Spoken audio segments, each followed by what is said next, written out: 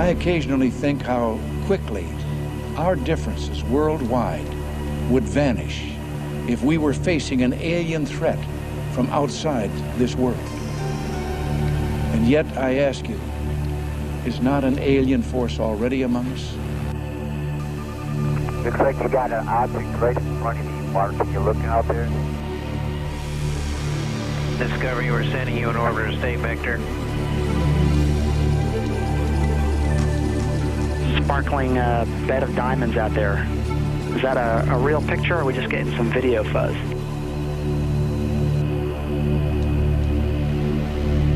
I don't know what it is. That one was really impressive.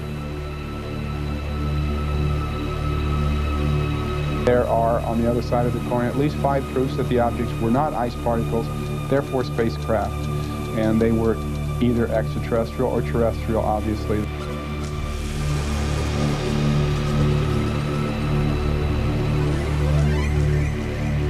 We have an unidentified flying object.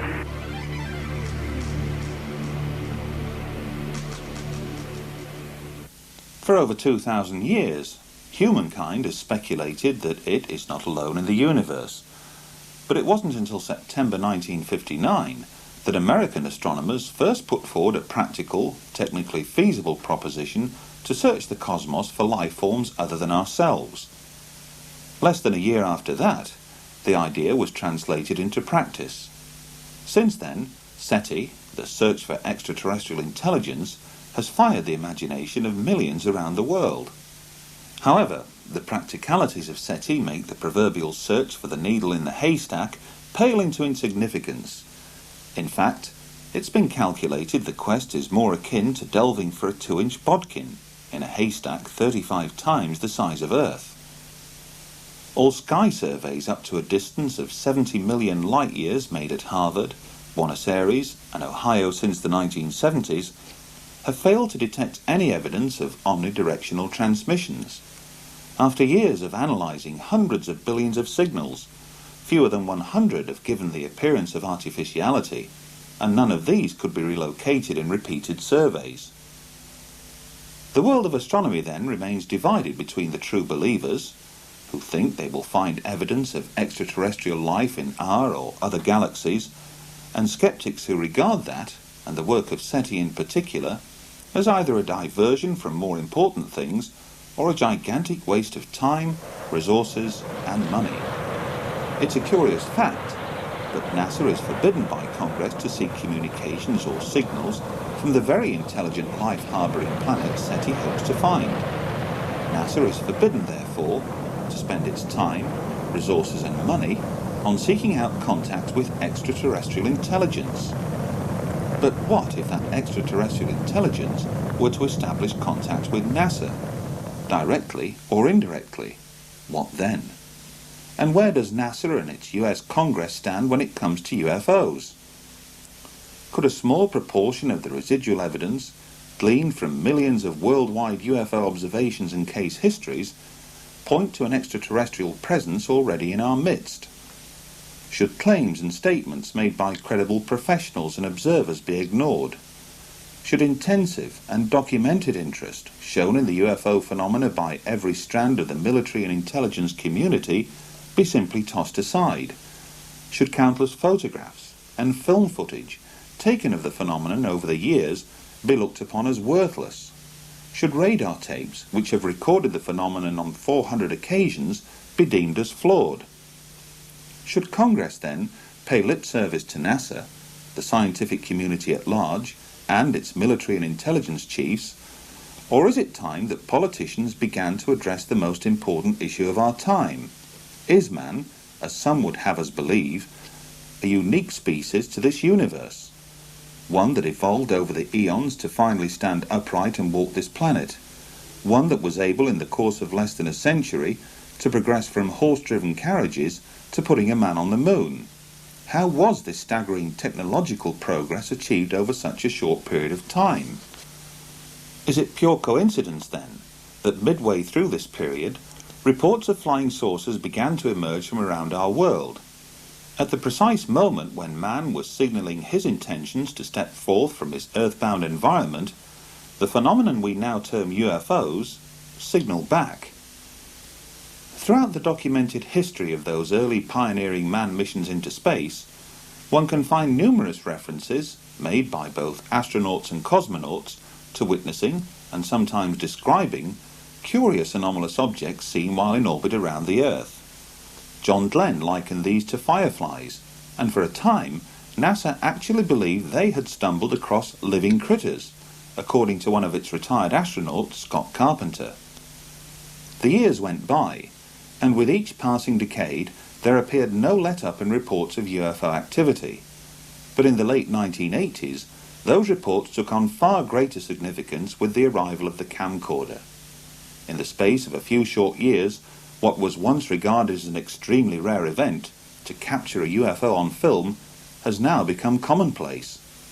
And while a sizable proportion of that video footage leaves most unimpressed, like the phenomena itself, a small residue of what remains can be termed impressive. In July 1991, millions of people throughout Mexico stared skywards to observe a solar eclipse. That day, several UFOs appeared in those same skies. Skeptics would later conclude that these were nothing more than planets or stars, but the video evidence, recorded independently at several different locations, suggested otherwise. Much has been said, written and claimed as to why more UFOs have emerged from Mexico than any other nation on the planet during the 1990s. Indeed, there are those who would argue that most, if not all, of the 5,000 plus hours of amateur camcorder footage taken of UFOs in the skies above Mexico this past decade alone is nothing to write home about. That the bulk of the footage can easily be explained. That some has been deliberately manufactured, while the rest has captured nothing more than passing aircraft, balloons, meteors, or falling space debris. Dependent on your point of view, the objects depicted in these sequences are either balloons or UFOs. Interestingly, during filming, the camera operators and those closest by never refer to these objects as balloons. Others liken them to spheres, a term first used alongside Foo Fighters when describing anomalous objects seen by Allied pilots operating in the Pacific theatre of World War II. Outside of Mexico, there have been other recorded instances where spheres have been seen and captured on film. Here are two recent examples. These spheres appeared over Stirling, Scotland during the summer of 1998. Local resident Brian McPhee borrowed a camcorder from his cousin after being puzzled by the repeated appearances of these objects high overhead. Some were seen to hover close to and then descend into or through the clouds. Elsewhere, some were seen to emerge from the clouds before darting away at incredible speeds. And take this as another example. Filmed in broad daylight over central London in July 1999, Christopher Martin was on hand to record the moment when this sphere appeared amidst one of the world's busiest air corridors. Was this a balloon? Or something else? But the term sphere is not just used to describe anomalous objects seen from the ground. Curiously enough, just 2 months after the Mexico eclipse, similar sphere-like objects were recorded by the crew of the Discovery space shuttle. Anomalous objects seen on the STS-48 mission footage, taken on the 15th of September 1991, have been explained away by NASA as nothing more than ice crystals, whose sudden movement was caused by the release of directional jet nozzles from the shuttle itself. What, though, the mysterious meteor-like streaks seen in the same sequence?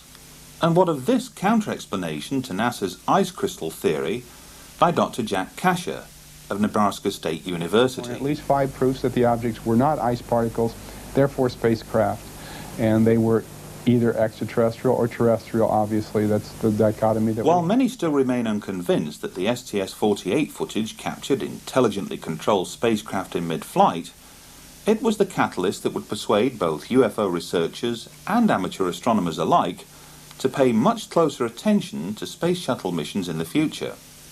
And, as you will learn later, what showed up on the STS-48 footage would prove to have a profound effect on this individual, one that would eventually lead him to an extraordinary discovery. During 1996, there were two notable events.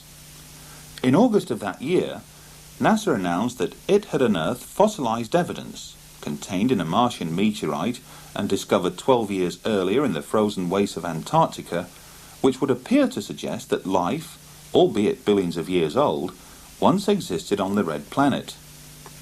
The declaration, which has yet to be embraced by the scientific community at large, created headlines around the world, and more or less ensured that NASA would have no difficulty in raising the necessary funds to embark on an ambitious, unmanned series of mission probes to Mars in the future. 3 months later, on the 1st of December 1996, Space Shuttle astronauts on board STS-80 filmed something remarkable. Scores of anomalous objects could be seen skirting Earth's upper atmosphere below, but then, from beneath a high bank of cloud, emerged a large sphere, almost plasma-like in appearance. And as the sequence rolls, note how the camera on board the Space Shuttle zooms in on a cluster of anomalous objects which appear to congregate on the Earth's horizon. Interestingly, during that same mission, astronauts would point their cameras towards Brazil, more specifically Sao Paulo. Were they expecting something? Whatever suddenly streaked into view would appear to suggest they were. But what was it? A short time would pass before anomalous activity was filmed again, only this time in close proximity to the Mir space station. The STS-84 docking and undocking mission with Mir provided breathtaking images. It also provided further puzzles. Thanks to an amateur astronomer known as Willie, some of the footage transmitted by STS-84 was disseminated around the world. Hardly surprising, since it contains several remarkable scenes. Determining which one has most appeal, or greater mystery, is debatable. But why does this particular sphere suddenly come to a direct stop, hover momentarily, then move up and behind the Mir space station to emerge on the other side? And was this appearance of dozens of anomalous objects caused by the flushing of a toilet on board the Space Shuttle, or something else? Assuming then that this is mere space debris, would it not be considered dangerous to those on board both the Space Shuttle and Mir space station? To answer that question would require detailed analysis of pristine STS-84 footage, but NASA refuses to release any of it, and the question is surely, why? Signals from space can and do take on many forms, and while some dishes scattered around the world listen for faint traces of extraterrestrial intelligence from afar, others are designed to receive signals transmitted from much closer to home. During the 1990s, millions of miniature-sized dishes sprang up across Britain as satellite technology came of age. Both here and in countries abroad, many individuals chose to erect more powerful dishes to locate and access a wide variety of transmissions being back to Earth from scores of overhead satellites. In theory, the more powerful the receiver, the more choice it would offer.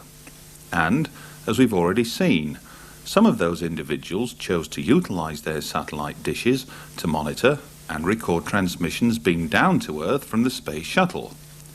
But what if one of those individuals had the means to utilize an even greater array of satellite receiving dishes, to record and subsequently log every second of NASA transmissions, from not one solitary Space Shuttle mission, but from several, covering a period of almost 5 years?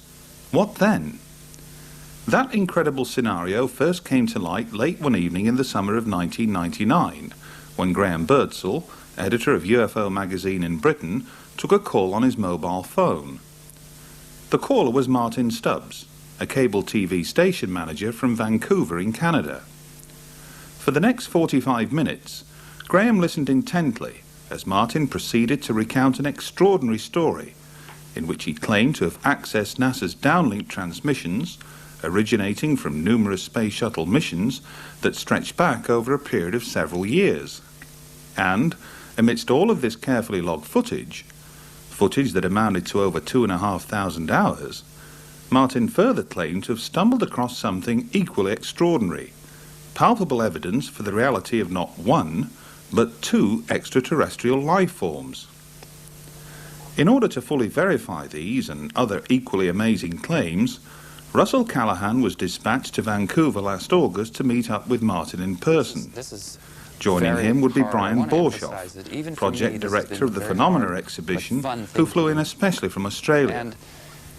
After spending an entire week in the company of Martyn, engaged in, for the most part, viewing countless hours of NASA footage, the staggering implications of what he'd uncovered soon became apparent. For although Martyn had come across countless further examples of mysterious sphere-like activity, his trained eye as an experienced TV editor had picked out something else, something that he would find compelling, something that others would later find amazing. At the conclusion of their visit to Vancouver, a tri-party agreement was reached, one that would ensure worldwide public disclosure, through methods and means that would soon become apparent in the weeks and months to follow.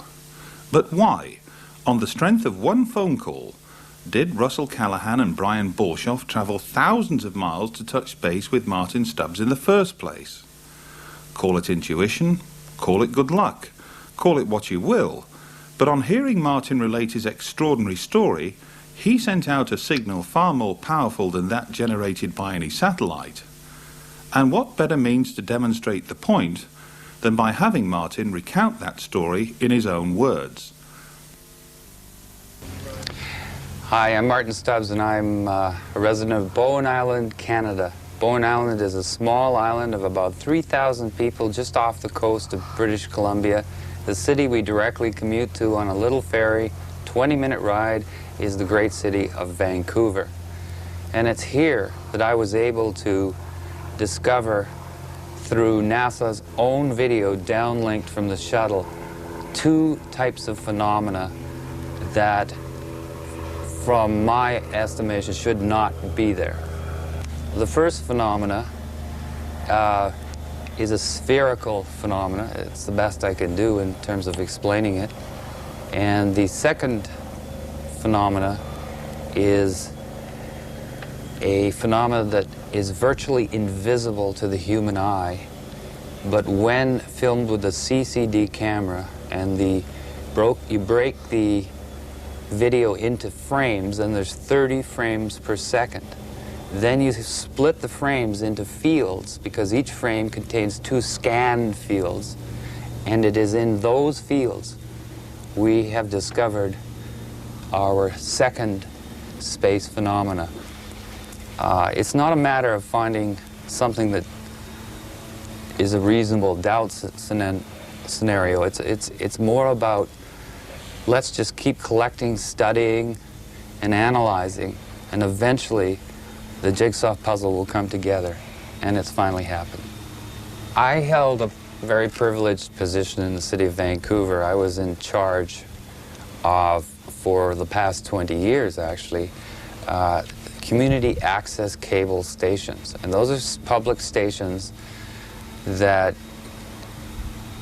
use volunteers, interns, make all their own programming, and put it out on the cable system. Here in British Columbia and throughout the rest of Canada, we have 90% cable saturation. So it's the equivalent of having a full channel. And in my office, I had old log tapes from logging the station available, and they were supposed to be turned over after a few times, so I just piled them up. And I had VCRs. I had the means. And I talked to our technical department and asked them if they could give me my own dish. And they did. And I set my machines and went about my normal daily life of managing 2 of these facilities. And I just would go home at night after each shuttle mission, or each day of the shuttle mission, and break the tape down. And I just found myself in the unique position of having the means to do it. I was in a position to do it, and I had all the motivation. The second the shuttle countdown began, I recorded, and I stopped recording when it was at a full stop. Right. So it was a pretty demanding exercise. Well, you obviously... the SDS 61, which was the Hubble Space Telescope mission, was 36, I seem to recall, 36 tapes with 8 hours per tape. So these are, you know, you just had to keep going. Some flights are 5 days, some are 11 days, 14. The Hubble Space Telescope mission, I chose that mission not because I knew about a CCD camera or anything. I chose it because NASA had decided to make this the showcase mission. It is a very important mission. The Hubble Space Telescope is the very most delicate and important thing, and these gentlemen were going to spacewalk for 7 days and fix it. So it was even interesting for me to just watch them work in this environment. And from the very first moment, the first download came, I found our spherical phenomena. Did you set out to try and find the phenomena, or did it start off as a sort of self-education exercise in watching the mission footage? It was everything. It was a self-education thing. It was a curiosity of why no one from the year 1991 till 1994 had bothered to look at any other footage. And I was quite naive and wasn't aware it was all being downloaded because I'd bought into the popular culture or the urban myth that they were scrambling at it and it wasn't available since '48. I've been an editor for 25 years as well as everything else. And I spend an awful lot of my day looking at videotape at amazingly fast speeds, reviewing people's programs for critique reasons and things. Sure. My eyes are trained, and I kept seeing something. So when I started breaking the frames down, I found you still couldn't find it. You'd go from this frame to this frame, and there'd be a quick movement. So then I had to get a videotape recorder, an SVH machine, an older model, funny enough, not the digital model, that literally, when you rolled the thing, it would break the frames into fields. And in reality, there are 60 individual pictures that make up 1 second of video. And that's when I found them. So you were finding these on one of those 60 frames? I found, in fact, the first one I found, I only found one. Right. And then I thought, well, I should be able to, if this is real, I should be able to do it again. And then I found 2. And it just went from there. What should we really be seeing? How did you know that we were looking at something that was that shouldn't be there, that was unusual? I mean, well, the first thing is that in my career, usually in 1 second of video, no movement happens. You can look at 60 frames and, you know, the way the movement goes, not very much happens. It's not like those flip things where the little thing moves when you flip the pages. Literally in 60 of those, nothing happens. Something was happening literally between 1/30th of a second and 1/30th of a second, because there's 30 frames per second. So it was just sort of a, let's look at this. And when I found it was in a scan field, and then the way it works is it scans and scans very fast. But the phenomena seemed to have disappeared by the second scan. So it was moving very fast? Very fast. So being a manager and being in charge of a television station, part of my staff is a technical staff. So I started consulting our technicians on to destroy my discovery. I wanted them to tell me that they could You wanted be to hoaxed. critique it as heavily as you could. I wanted them to tell me this somebody could fake this. You can't. Then I took the sample, to make a long story short, eventually made it up to the scientific community and to a think tank and a behavioral lab and physicists and astrophysicists. And they kind of, you know, just they just humored me at the start. By the end of our meetings, they had their hands on the control. They were running up to the screen, and they were holding meetings. They broke the entire pixelization process down and found it was still there. So they really didn't expect to see anything in the beginning, but by the time you finished, they were excited. I think they expected probably that we'd have more of a real-time phenomena, which is still spectacular. And probably, I guess, that they felt they might be able to explain to you as something perfectly legitimate or normal for... Well, you never know who's in the Skeptic Society of British Columbia. For instance, the X-Files actor William Davis, who is the cigarette-smoking man in the X-Files, is a member of the Skeptic Society. So I never knew with these scientists what they were trying to do to me. Sure. But the amazing thing about this other phenomena, the one that's virtually, I would say it's invisible, although it isn't once you see it. You begin to see it all the time. Is it blew their minds. It blew their minds. Did they offer any explanation for what they thought it might be? Or are they as baffled? There's a professor at Simon Fraser, Professor Weinberg, who literally said it had to be it had to be actually there, doing exactly what it was, but he could not. He said we would have to go right to NASA, and eventually we had a lecture at the planetarium here in Vancouver by one of the Hubble poobahs, the chief Hubble designers, engineers. That must have been a great opportunity. It was a great opportunity, and what was interesting is when we showed him the spherical shapes on video clips, on video stills, he was comfortable, which meant, he could throw the ice crystal theory, because it was a very small sample at that point. It was only the first time I'd ever done it. At that point, he confirmed that what you were showing him were ice crystals, or...? No, he just thought that was basically...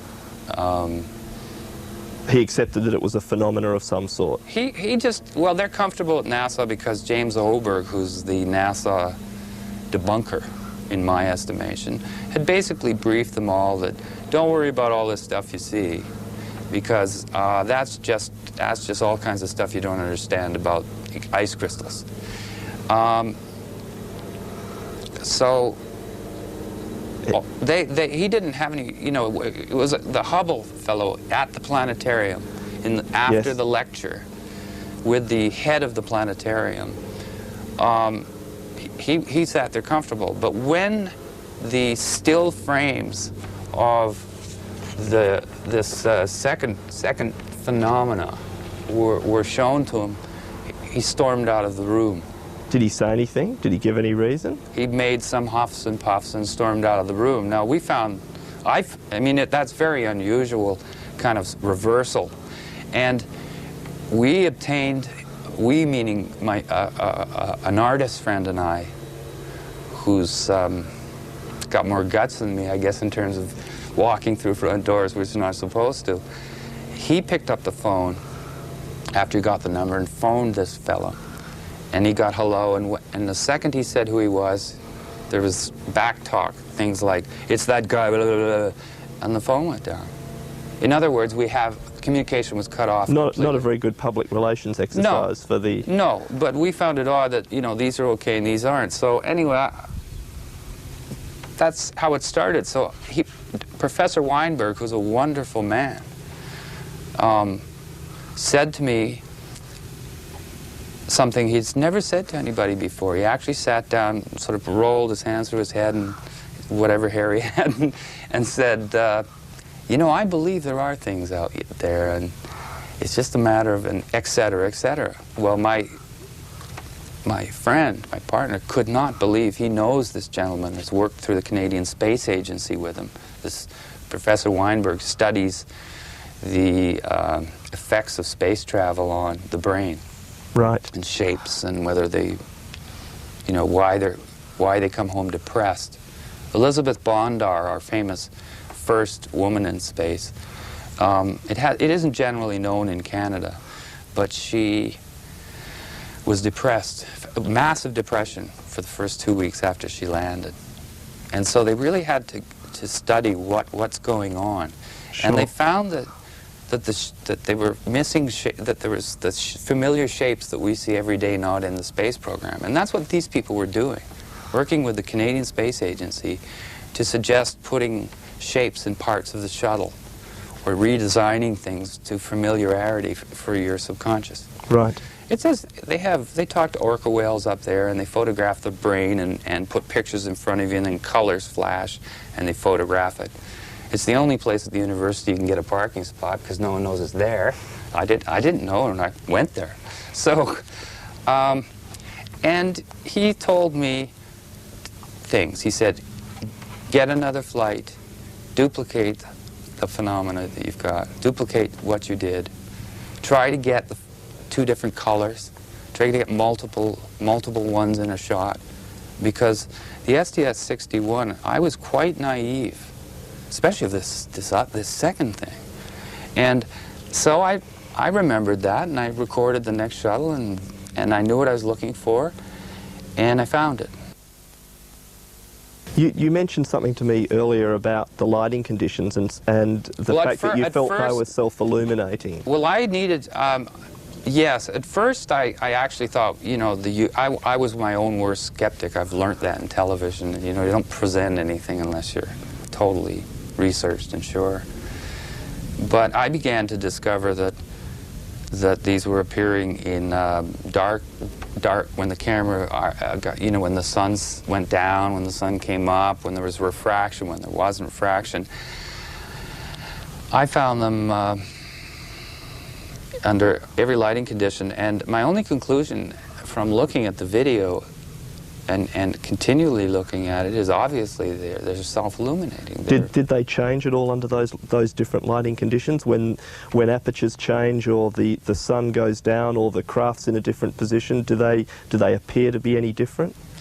No, in fact they appear to be different just from every time you capture them. Sometimes you capture them when they seem to have slowed down and you see more of a craft structure. When they're moving very quickly, you'll see this long streak.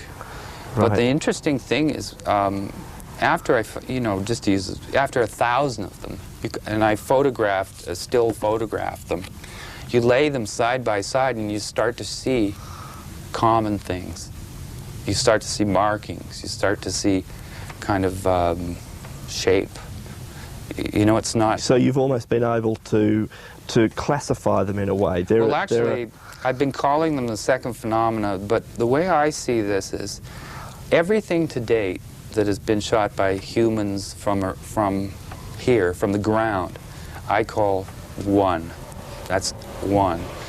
The space phenomena, the spheres, outer space, that's shot from NASA's cameras is 2, and I thought it would stop at 2. But this phenomena I call number 3. There are 2 space phenomena. And this third phenomena, I don't blame people for not discovering it or anything. I don't think anybody has tried not to discover it. Well, it sounds to me like you had to go through a lot of work. I just wonder how many people with my technical television background have tried this. And I don't think a lot of scientists have. I just know that Professor Weinberg was absolutely knocked out of his... He just couldn't believe it. And as I built the sample up, I didn't believe it more. I couldn't believe it. I mean, it's reached the point. But I don't want to take anything away from the spherical phenomena. The second phenomena, to me, is absolutely unimpeachable in a preponderant sense. You know, I was quite satisfied with finding 2. What phenomena 2, the first space phenomena. Sure. And I still am. But this third phenomena is so against all of what we expect it to be that it's intrigued me much more. It's no archetypal, no... Martyn, going back a little way, you mentioned being your own worst critic, if you like, or debunker. Have you endeavoured to find video footage or feed from other sources to compare with yours? Oh, good one. Thank you. Yes. I did everything. I taped through 2 different cable systems. I taped through, into direct dishes. And then the most extraordinary discovery of all was I recorded CNN's live feed of a recent shuttle. I think it was STS-86 or 84, one of them, of the docking. And even though I guess a lot of people were looking for the spherical thing that knew about them, I was looking for the third phenomena, because I can see it now, you know, with that, my eye can catch it. And this, to me, would show that it has nothing to do with my machines, and it has nothing to do with the dishes, and this looked like good. And it also was a great chance for me to prove to myself that what you were seeing was really there. I believe that if this is there, it has to be there all the time. It can't not be there and be there. And so I figured I'd take the biggest chance of all. And so I broke down the CNN footage. There they were. And even on the CNN footage? Yes. And, well, it's documented, and I don't think CNN even knew what they were seeing. But what stunned me is that was almost, well, how much more do you need, you know? I really did not, I didn't want to come forward with the third phenomena, but then the second space phenomena, until I was able to be absolutely certain that this had some substance to it.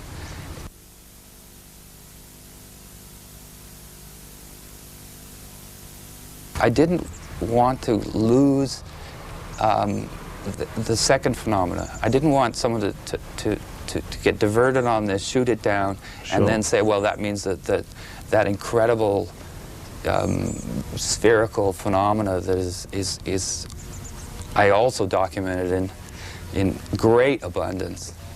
I didn't want that to be dissed.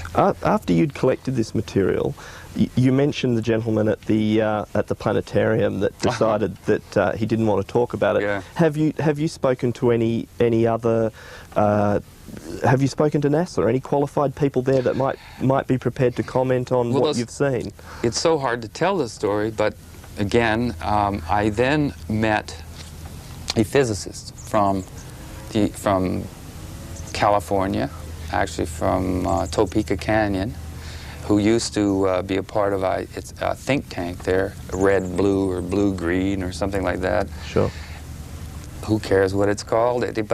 But the fact is, he was very, very interested in the scientific end as well. We stayed away from anyone that was going to have gray aliens and things in it. You know, we were really looking to substantiate it as just there. And he started corresponding with the astrochemistry department at the Jet Propulsion Laboratory. And the extraordinary thing about that is that he didn't communicate on my behalf with just that department. He communicated with the head of the astrochemistry department. And I've turned over the documentation which outlines the whole set of email conversations in which at no time does he say that the spherical phenomena is not on the tape. What he does is basically comment accepting the premise. Do the emails discuss both phenomena or just the spheres? No, that's the interesting thing. We decided that, you know, that it would be better to continue our work, which is massive. I have massive amounts from every flight of these spherical phenomena. I have examples of these things 300 miles away, close to the ship. So I feel there's enough there to I didn't want to freak out the you felt that there might have been a bit much. Well, I'd already seen Professor Weinberg's reaction, and you really have to be right with them to hold their hand. And I just felt that he might stop the emails. We were absolutely knocked out that this man started talking to us. It was the first time that I've ever heard of a senior Major League JPL NASA player literally discussing what is on the tapes. There's an example of the tether, which is a 12-mile long electrical, $100 million satellite controlling electrical... An electrical experiment. Yes, I'm not a scientist, I apologize for that, but you know, I'll get you these details. But they, and this tether, they are busy showing us from the moment it broke to the moment it's 300 miles away. And at every point... It broke?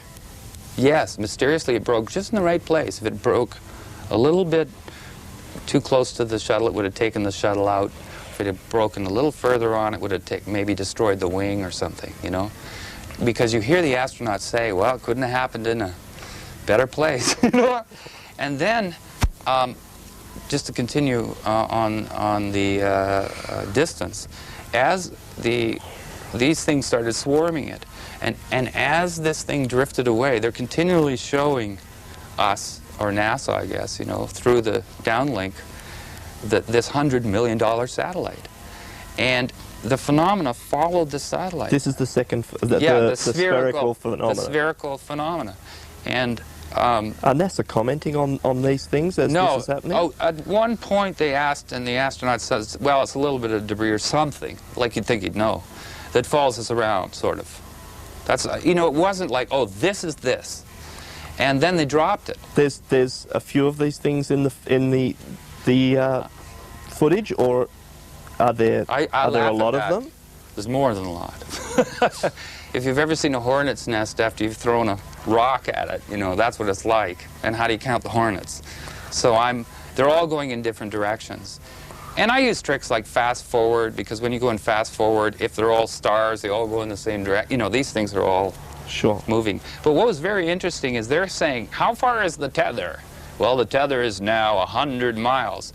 And they zoom with their incredible zoom in on it. And you see some of these spheres in front of the tether, and some of absolutely clearly, no problem at all, they're behind the tether.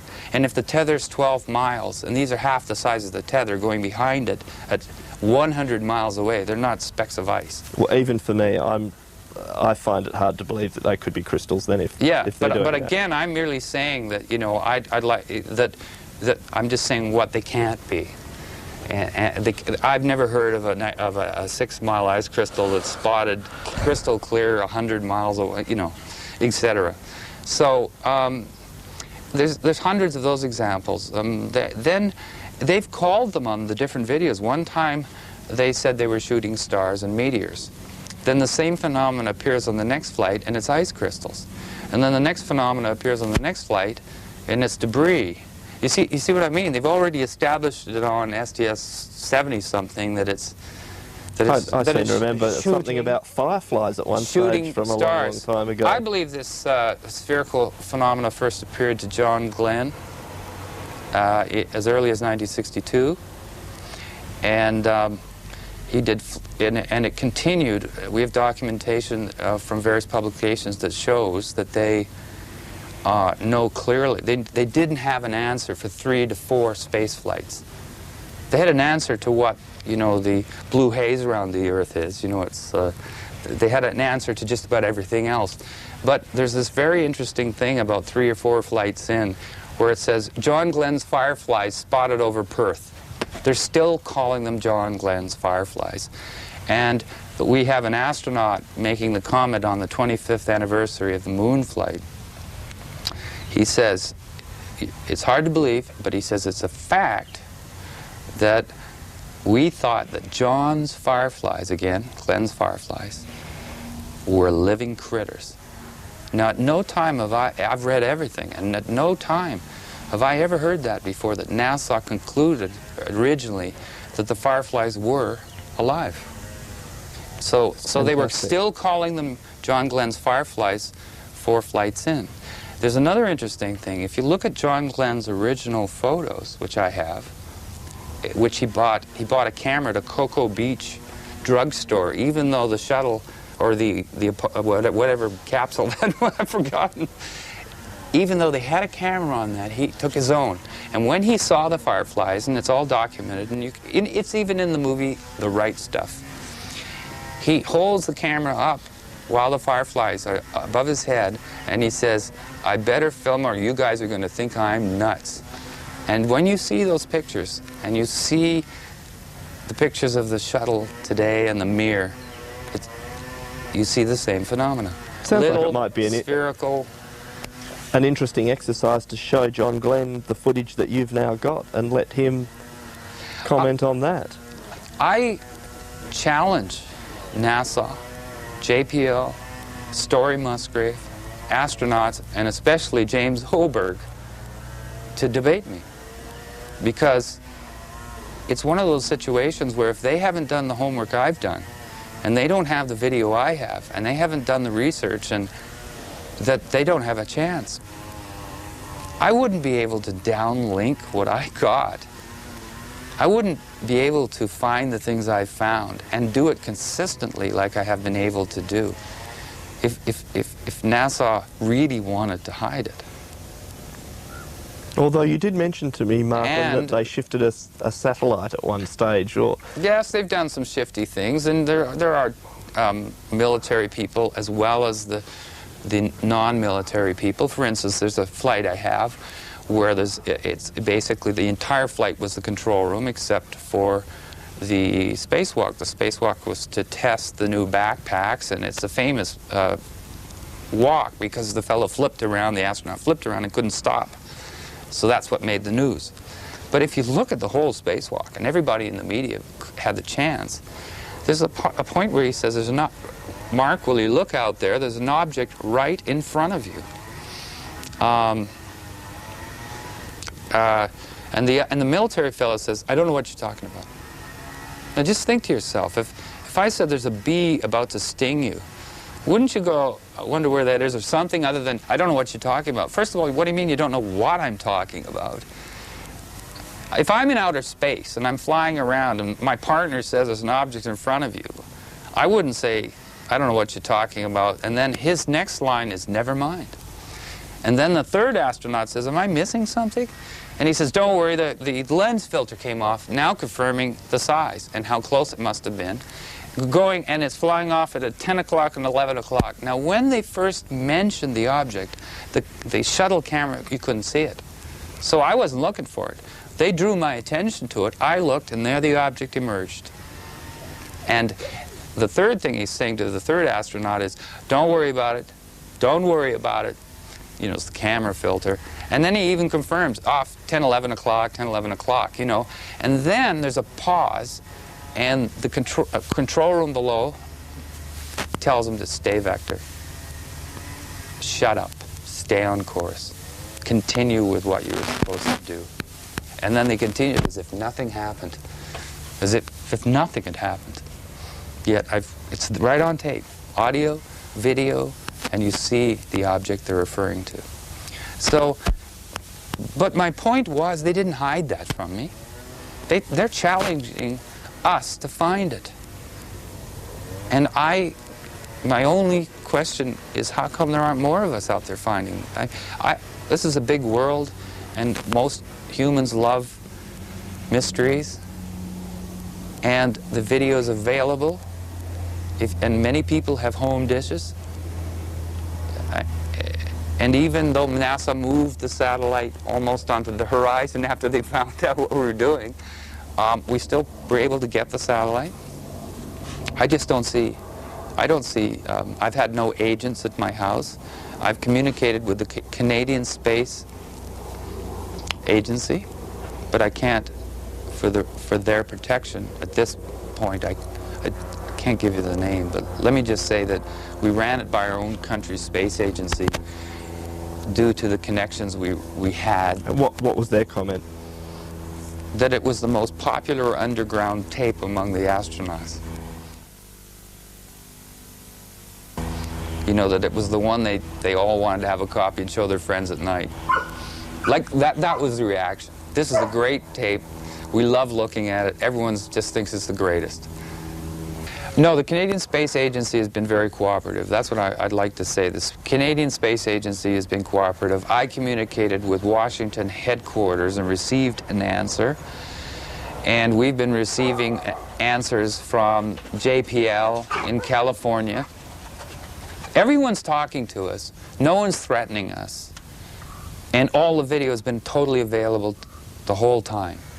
So I don't hold that NASA is going out of their way. I think they make it difficult, like anybody. When I used to hide Easter eggs for my niece and nephew, you don't make it too easy. My dog doesn't make it easy to find the bones he buried.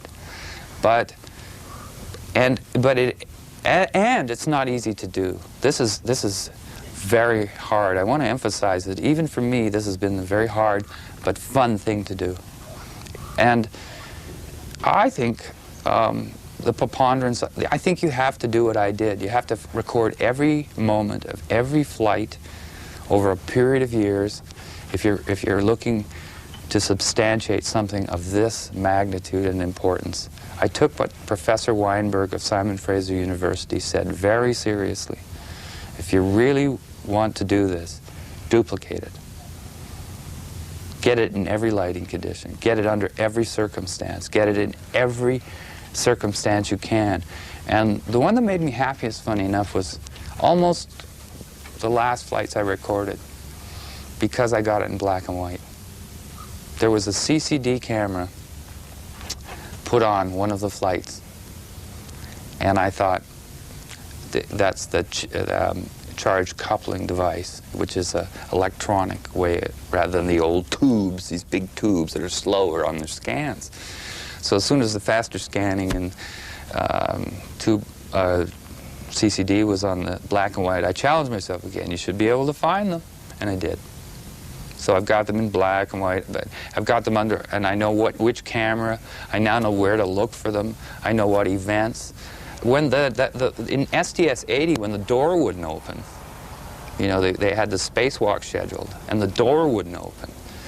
I remember watching that and seeing all of this third phenomena, the second space phenomena, but the third phenomena, all around the door. And they were moving the door and trying to get it open. And I'd never seen this phenomena do that before. And then a flight or two later, the astronauts were commenting right on the feed that there was something had come through the door. They were seeing these flashing colored lights. Oh, that flash. That light flashing off of H-15 there.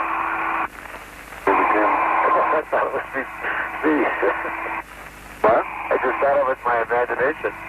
Yeah, I saw it too, so it's not. There was two of them.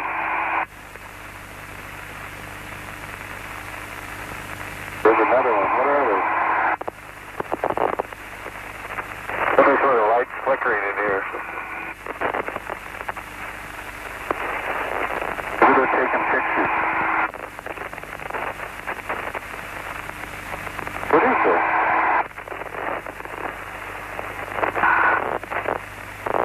There's this thing passing in front of us. What are the lights? Which one? Oh, no, I was guessing that one for a second, but I had that one for the whole time. Yeah, I was looking at that one too. The spherical phenomena we've documented and is very solid. Isn't the type that would go in there, float around, and them say it's going really fast, we can't see it, and it's all these popping colored lights. That was the first time I got some kind of a feel that the astronauts have seen phenomena 3, the second space phenomena. It's something that should be this challenging. I don't know why most people think something this different is just going to be nuts and bolts, 30 feet across, nice big friendly gray aliens come out, recognize themselves in all the ads that have been appearing in car companies, turn on the TV and watch the new Roswell series, visit the X-Files. You know what I'm saying is that this phenomena is not what I expected to find, this third phenomena. But they seem, I believe they use the same operating principle, because some of the spherical second phenomena, which I still emphasize is our main documentation, can move away at rapid speeds, as the video shows you. Do you believe the two phenomena are connected? Yes, somehow. Well, they're very aware of each other. Somebody suggested to me, what if they're the same phenomena? But I've studied them extensively, and the spherical phenomena has different characteristics to it. Kind of let's just put it at that, leave it at that. They're not in color. This is a totally different phenomena. This one never goes at real speed. It's as if something comes up to your nose and in 1/30th of a second has a tour, like an iceberg or something, or you know, a glacier, and then leaves. Without us even aware of it. And if it chooses, for whatever reason, to look at something, it tends to slow down. And that's why I believe it appears when there's a $100 million satellite disrupting the air. It appears when the Hubble Space Telescope is being repaired. It appears whenever something is happening. It's an amazing phenomena. And what I like about it is these aren't icebergs. There's nobody in science in Canada that I've ever met, and David Sarita, my partner in terms of the research end, not a partner, and let's just say he's as interested as I am, and he volunteered to take on that role. Nobody said to him that what this is. Nobody suggested anything except that it must be what it is, but they don't know where to go with it. They don't know what to do with it. They don't know how to react. It's easier if you can sort of argue that may or may not be something. But once you just look at it, it stuns you. In December 1997, in the Brazilian capital of Brasilia, representatives from over 50 nations took part in a major international UFO congress. Among them was Alexander Ballantyne, a former Soviet cosmonaut who spent 6 months aboard the Mir space station. In his lecture, Ballantyne conceded that he and many other cosmonauts had seen UFOs. "We cosmonauts had a golden rule," he said. "If you see something strange, keep watching it, because you may never see something like it again." Later, Ballantyne shook the assembled audience when he claimed that future anomalous images observed and or recorded in space would be shared between the Russian Space Agency, NASA, and a special forum of UFO researchers. This was an unprecedented announcement, delivered from prepared notes that would have to have been sanctioned by the Russian government, not least because Ballantyne was driven to and from the Russian embassy in Brasilia each day in a diplomatic limousine. Over breakfast, and with UFO researcher Boris Choronov acting as interpreter, Ballantyne assured Graham Birdsall that some UFOs reportedly seen by both American astronauts and Russian cosmonauts were very real. But when Birdsall ventured to suggest that some anomalous things seen in space might be secret Star Wars devices, Ballantyne said, "Of course, we accept this, but some of the things seen have nothing to do with these." Since that announcement, other former Mir cosmonauts have come forward to speak about their UFO encounters. There was a huge sphere. I think it appeared when we were over Newfoundland. The sea was in the background. It was shining, sparkling, of absolutely even shape. It shone like the balls that hang on trees at Christmas, greenish in color and all shimmering. It was impossible to take your eyes off it. And if further proof were ever needed that the Russian Space Agency meant what it said, then this sequence, captured by Russian state television from within Mir mission control, can only be described as proof positive. Note how the camera pans around the control room before settling on the main viewing screen. Was the subject of their attention these anomalous objects, seen in close proximity to the Mir space station?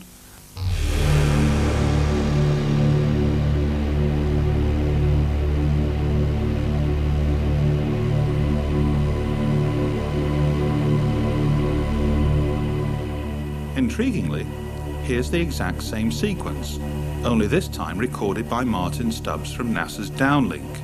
Compare the two. These objects are patently of interest to those watching in Russia, so might the same be true of their counterparts at NASA?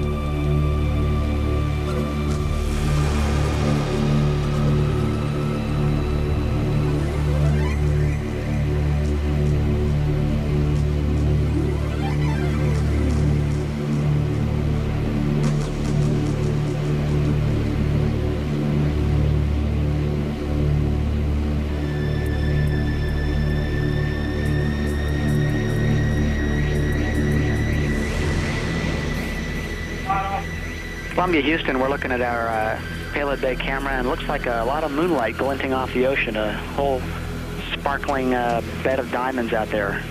Is that a real picture, or are we just getting some video fuzz?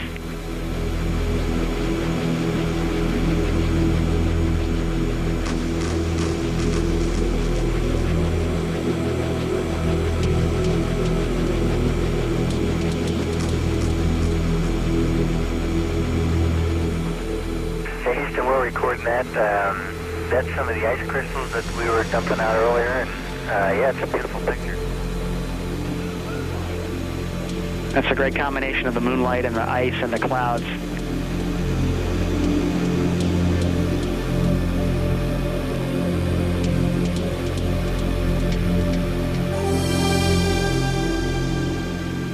Yeah, it's a combination of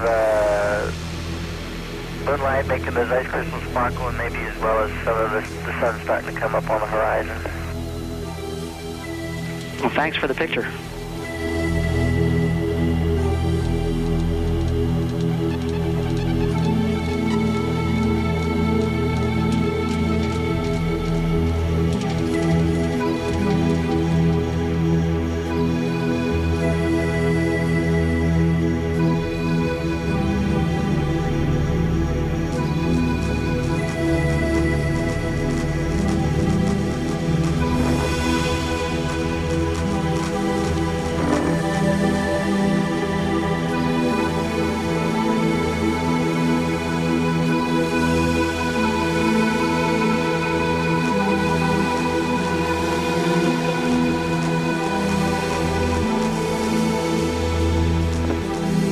The Mir space station is now visible on the far left-hand side of the screen,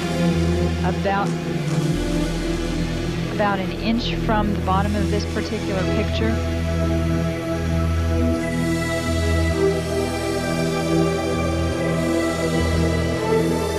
And there were also a number of shooting stars in that view.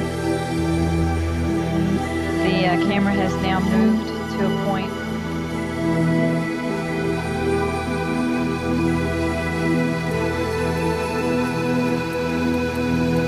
Okay, the Mir space station is the small flashing light in the center, about an inch from the left-hand side of the screen. It's slowly... Now they know on the camera. It is slowly moving closer to the left-hand side and is has a very light flashing to it.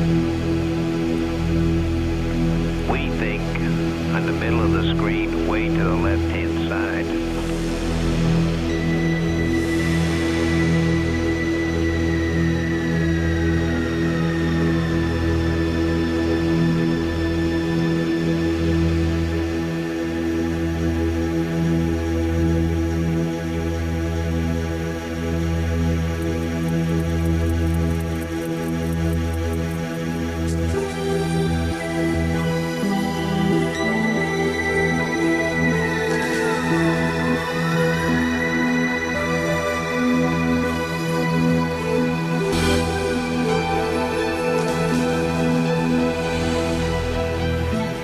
Looks like you got an observation point, Mark. Can you look out there?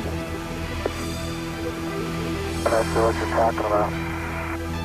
Never mind.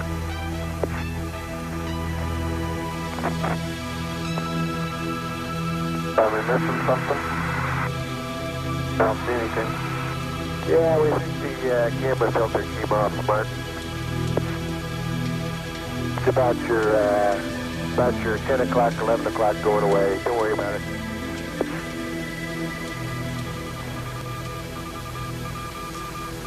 Don't worry about it. Okay? Discovery, we're sending you an orbiter state vector.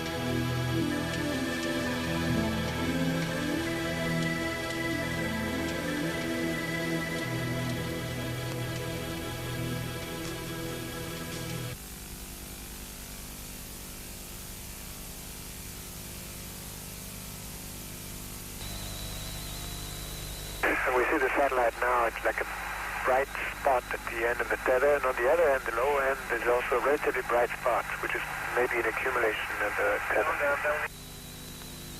And we are downlinking camera Delta now. Okay, we copied and understand as you're viewing it on the monitor, the satellite is at the top of the tether.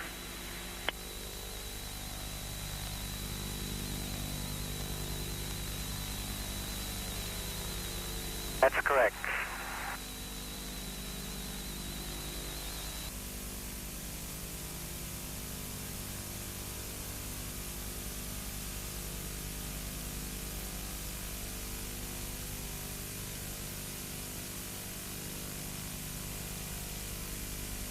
Columbia. Camera Bravo. We had the camera Bravo constantly on the tether. Unfortunately, we don't see the tip of the boom, but in a few seconds you'll see the tether break. And this one, of course, was not attended. It just recorded. It could not be bumped either, so it will record steadily the whole break and coil back of the tether. Copy, Claude.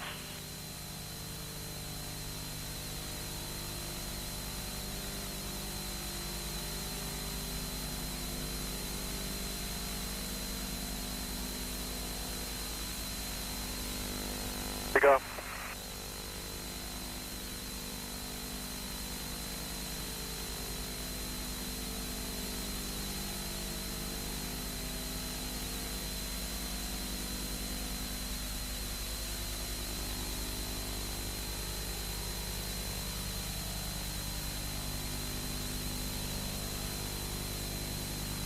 Again, this is a view of the satellite. Well, if it had to break, it did it in the right place.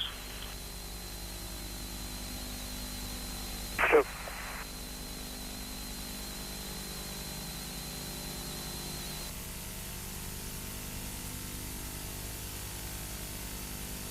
The left-hand corner there, straight as an arrow.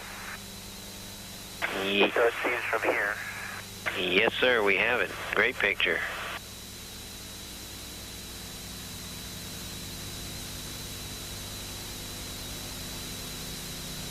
It came and went pretty quick, but that was about as much as we have of it.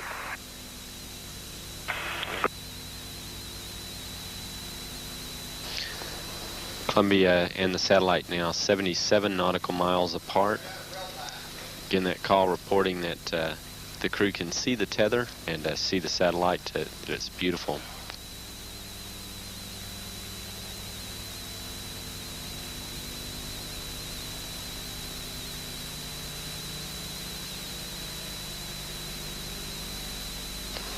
This view showing the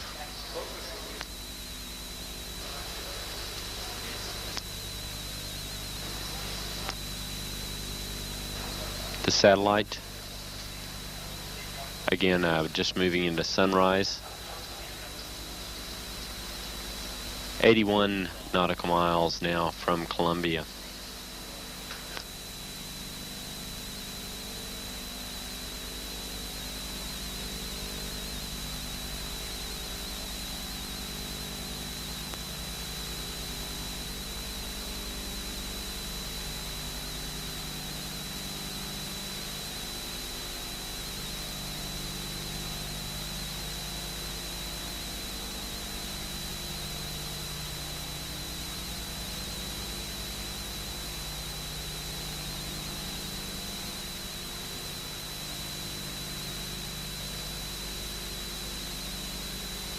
Guys getting the image?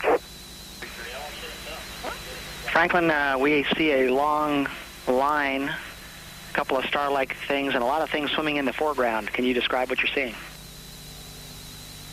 Well, the long line is a tether, and there's a little bit of debris that kind of flies with us, and it's illuminated by the sun at such low angles. So there's a lot of stray light, and it's getting washed out quickly, but Claude is trying to do a quick, good job here adjusting the cameras. Copy that.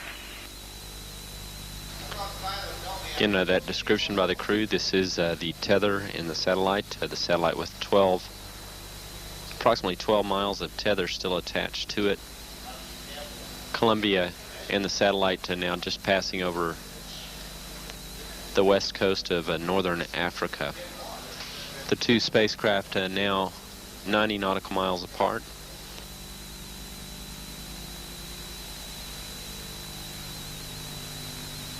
Controllers for the satellite did have communications with it during the close pass between Columbia and the satellite.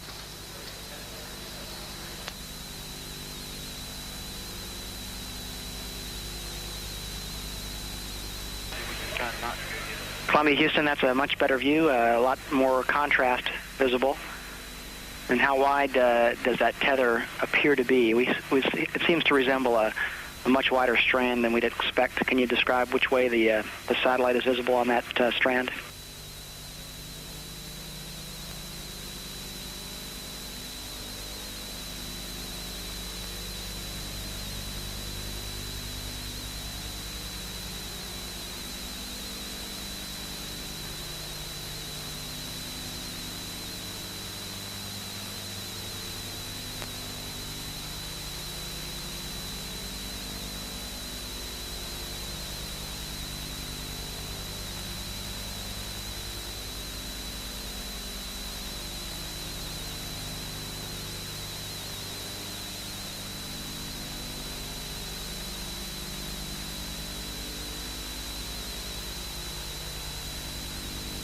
Satellite now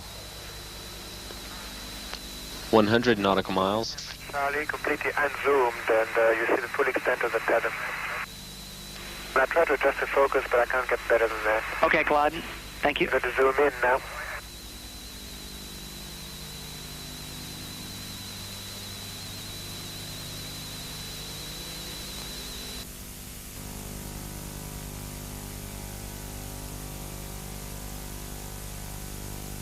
It should mirror exactly what she's doing on the inside. Okay. Right now, the handle is installed with the tab in the unlocked position. I'm going to rotate the tab to the locked position now if you're ready. We're ready. Okay, we are fully seated in the locked position. Okay, Tammy, we didn't see any motion on the outside. If you would, go ahead and move it back to the unlocked. Okay, I'm pulling back to the unlocked, and again, it's only going about 3/4 of the way, will not lie flat, and will not seat, as I mentioned earlier. And Tammy, if you could, simultaneous with trying to put it in the unlocked position, if you would move the handle a little bit back and forth. Do that. Okay, that can work now, Bill. Okay, and we can see the handle moving on the outside. Okay, and but any indication that the lock is being actuated? No, we can't see any indication of that, and it just may be a bad angle and too dark. Amidst the 2,500 hours of NASA footage recorded by Martyn Stubbs, we have seen countless examples of the spheres, the first space phenomenon. But until now, few have ever come across, least of all seen described, what has been labelled the second space phenomenon. Those that have been left speechless, including eminent scientists, astrophysicists and, as we have learned, highly placed figures within the Canadian Space Agency. Someone who was prepared to comment publicly after being shown less than 5 minutes of the footage was Guido Negro, director of the SETI radio telescope at Golden Grave Observatory in Western Australia. What, we asked, did he make of it all? Well, I was very well impressed, and not only myself, also other people that were looking at.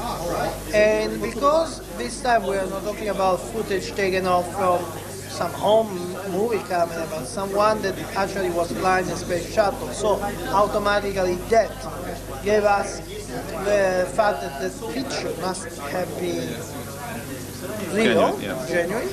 Well, I was very well impressed. And maybe this will prove that there is something else that we are not aware of, at least officially. That if the footage that we saw came to be true and really are showing an alien spacecraft or something like that, I say that if there is a cover-up, the people who are doing this cover-up are an enemy of entire Earth race, because we are not children and we must know we must know the truth. It doesn't matter if there are people that are they don't know how to handle the truth. Well, the majority of us will, and if there is a cover-up, I think it's time that the cover-up goes. Guido could have easily dismissed this sampling as ice crystals at best, or errant nonsense at worst. The fact that he chose to do neither is symbolic perhaps of the potential importance both he and a great many others attach to the footage. The onus surely now rests with people like Guido and others elsewhere in the scientific community to determine whether or not the second space phenomena is a genuine phenomenon. And were that proven to be the case, two burning questions would need to be addressed. Is it extraterrestrial? And is it intelligent? If the answer to either is deemed yes, we could have arrived at an historic moment. For Martyn Stubbs, it would be the vindication of what he and millions like him have always maintained, that we are not alone in the universe. His, after all, was a chance discovery, a fleeting glimpse of something that sped across his television monitor that most would fail to notice. He focused on that. He looked for more of the same, under different conditions, and found them in abundance. But found what exactly? Some of the greatest scientific discoveries known to man have often been born from chance events. But is it remotely conceivable that one of the greatest discoveries of all time could have been similarly unearthed by a humble cable TV manager operating out of a small community station in Vancouver? History will surely go on to determine the truth, provided, that is, others within the scientific community are equally prepared to explore the limitless possibilities now before them. But who among them will be courageous enough, ambitious enough, to step forward and examine this evidence? There will be many who will choose to ignore it, blinded by self-imposed scientific dogma and bland indifference towards all who champion the extraterrestrial hypotheses. But those that do express an interest may well find themselves embarking upon one of the greatest scientific treks of all time. I can't explain it because I don't really think that's my job right now. I'm merely a person who's gathering grains of salt together and putting them in front of you.